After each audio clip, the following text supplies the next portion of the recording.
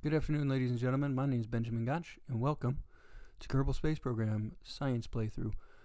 Today we're building rockets for upper atmosphere research points, a task that proves in this episode to be a little more difficult than I anticipated, and I probably went about it the wrong way, but I enjoyed the design process. This vehicle is going to be called the High Altitude Research Rocket, or HAR. I am clever with my acronyms. It's a pretty simple rocket. It's the first one that we're going to use staging for, and it does a pretty okay job. This is just it at its early iterations. As we'll come to see later on, it changes and warps as it goes.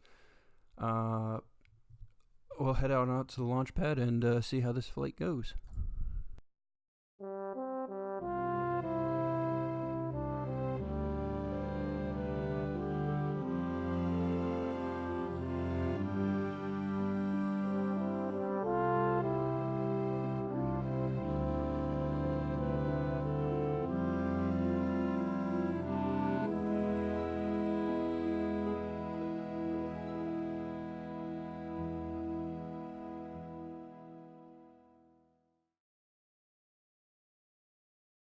So as you can see with that flight, the unguided nature of the vehicle proved to be a problem. A hopeful solution that I had thought to choose was to add some control surfaces to it to help guide it, but due to the fact that this probe cannot use SAS, I continued to have problems.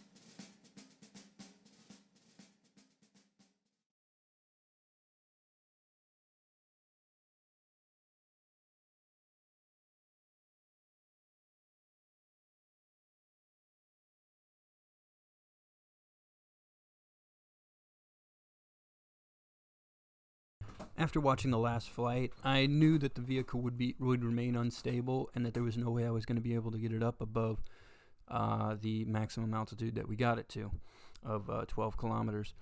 I decided then to make the liquid fuel the center stage, and at first was going to have solid liquid fuel boosters on the side, similar to how we had on the previous rocket, the previous version of the HARR, but I realized that I could encase the entire vehicle in an aeroshell using some parts from the Making Histories expansion.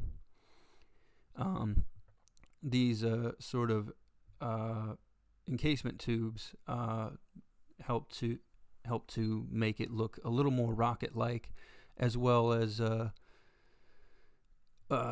hopefully making it more aerodynamically stable. At least that was the goal that I had. It used these four Cogswell rocket boosters, and then I went with the usual small fin with the control surface design that I had with the previous rocket, and then decided to add four solid rocket boosters on the side to ensure that the vehicle was going to have enough thrust to get off the launch pad. A problem that I would discover soon was not an issue even with less boosters.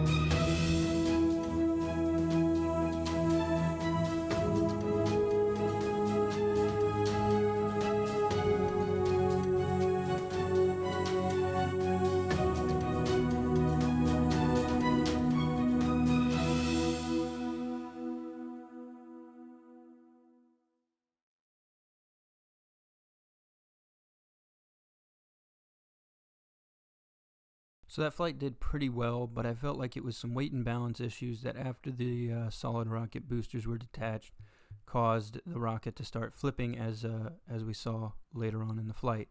I thought if I took away the central heavy fuel tank and just had the four boosters on the side, then we might improve the weight and balance of the vehicle and maintain stability later on in flight a lot better.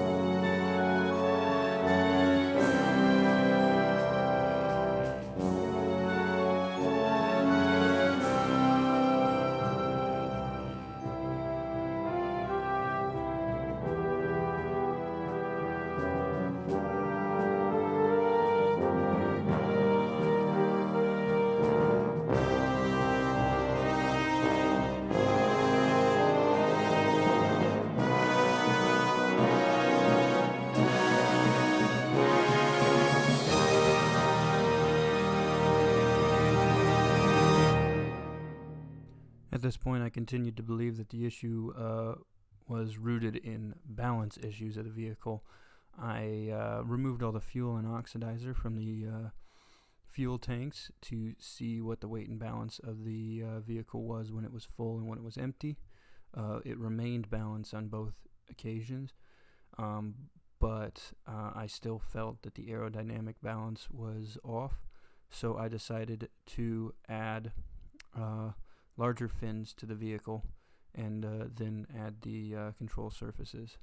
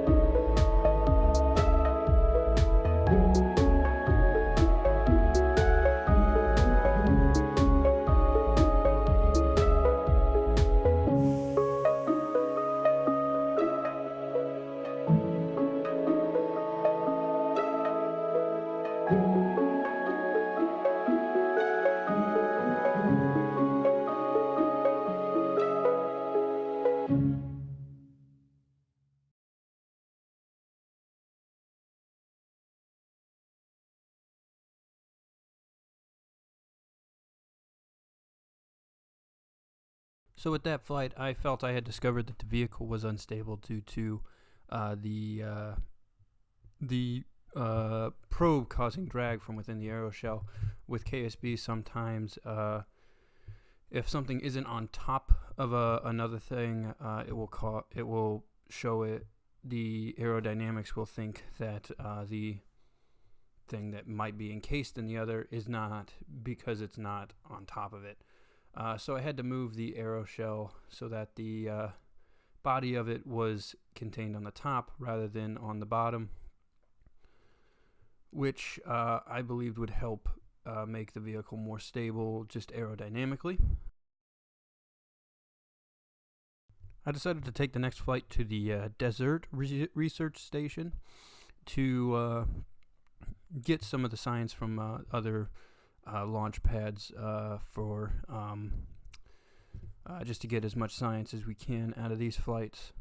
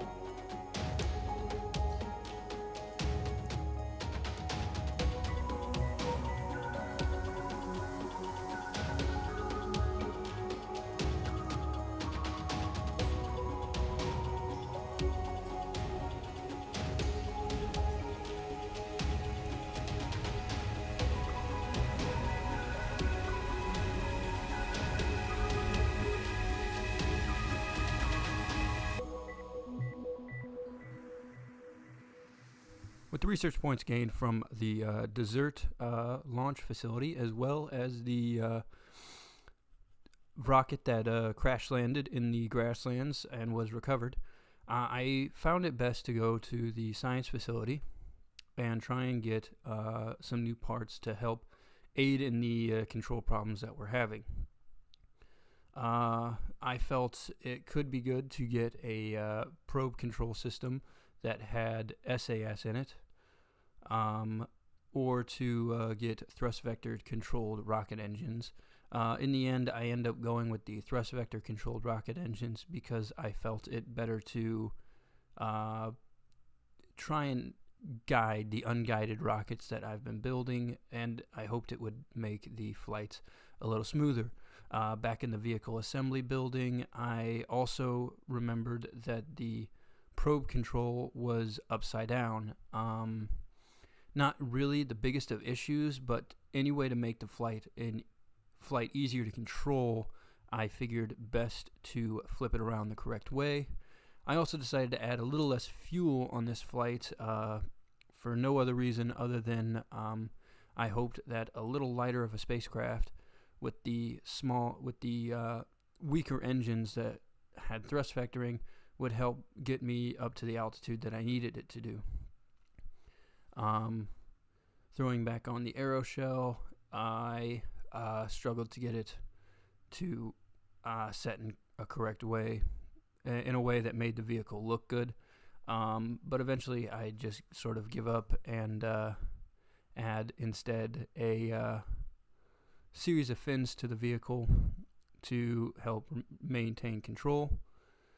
And then we head to the Woomerang launch facility to once again gather more science and attempt another launch.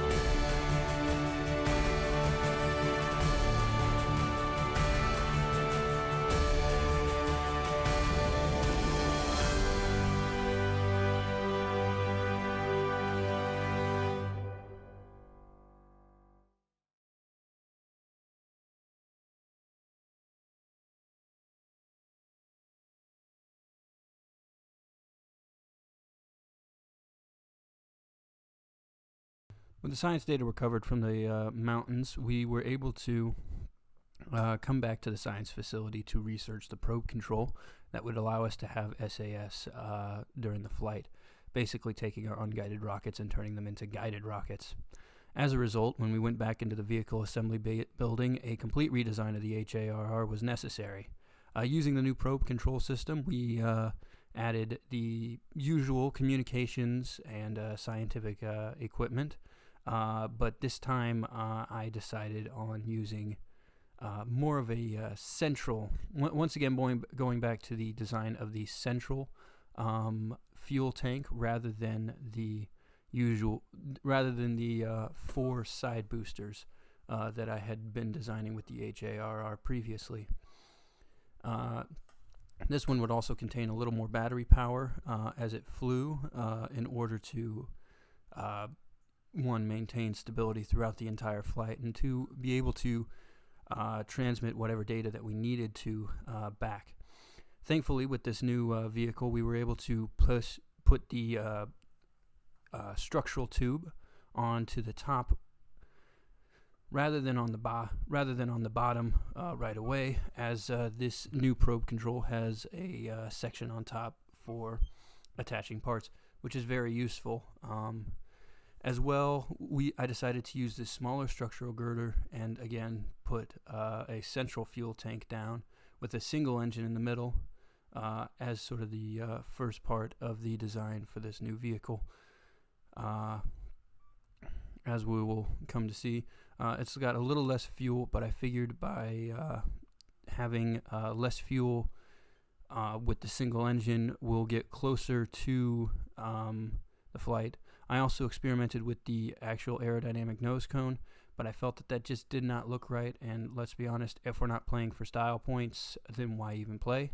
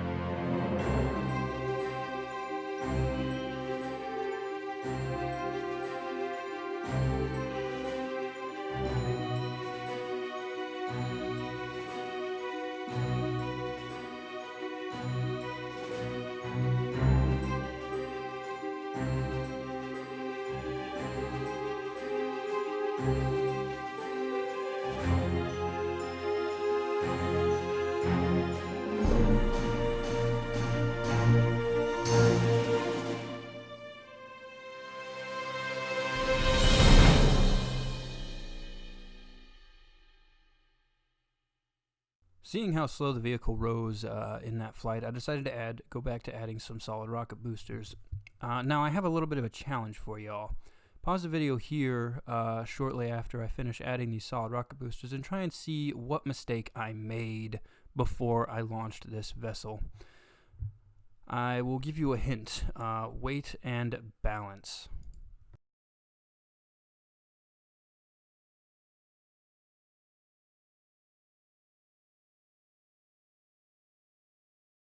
Congratulations, if you guessed that my center of balance was behind my center of lift, you win.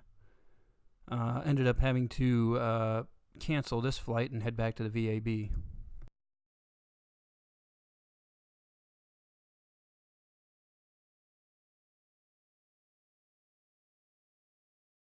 So what we ended up doing to fix that issue was just taking the fins and the control surfaces and moving them down a little bit, so that way the center of lift was, to use a technical term, aft of my center of mass.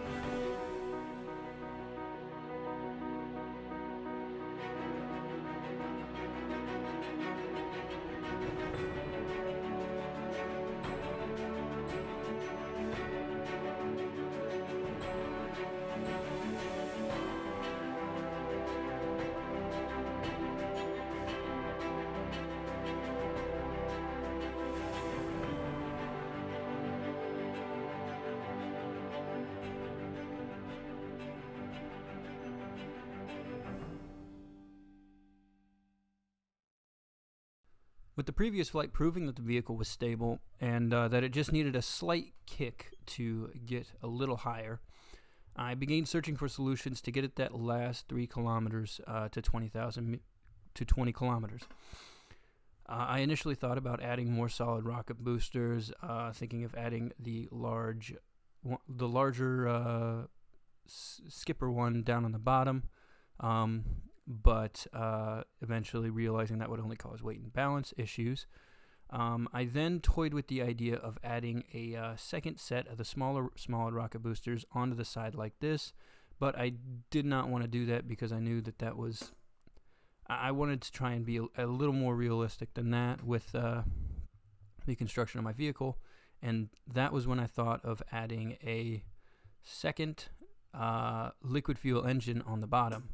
Hopefully it would provide enough kick to maintain speed as we accelerated into the atmosphere rather than losing speed as we saw in the previous flight, and it would allow the vehicle to fly much higher than the last one did.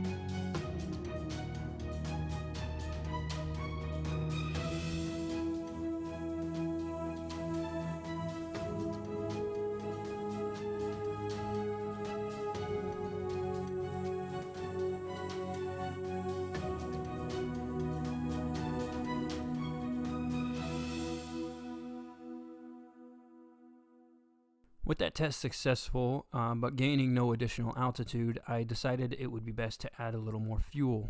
My thinking being that with the extra thrust, it could handle the extra weight, and that the extra delta V, the extra fuel, would help to push the vehicle just a little beyond the 20 kilometer mark and allow us to gather that high altitude science.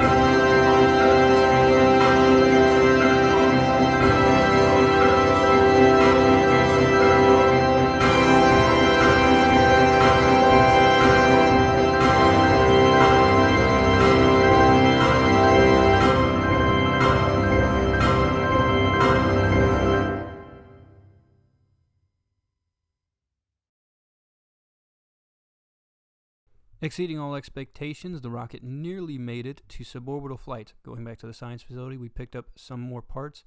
And then to pick up a little bit of extra science, we took the sounding rocket out to the island runway and the desert airfield in order to pick up some of the science from those runways and hopefully push us over the edge to pick up the remaining parts we need.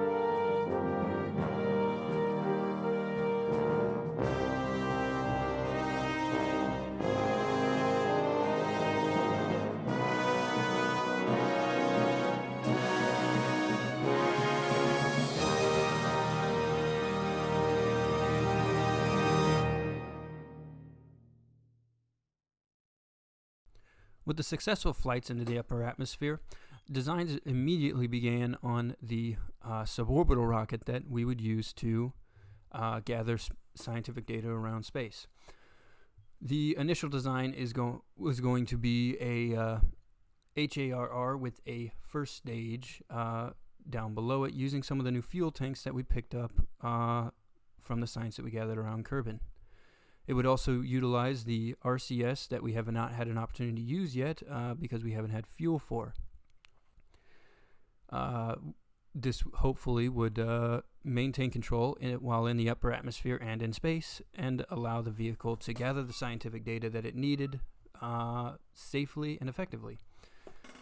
Thank you very much for watching this video today. I hope you all had an excellent time, and I hope you enjoyed the video. I'll leave you all with the construction of the suborbital rocket, and in the next episode we will start flying and continue to tweak the design of the suborbital rocket until we have a successful flight. Again, thank you very much for watching. I hope you all have a good day. Like and subscribe if you enjoyed.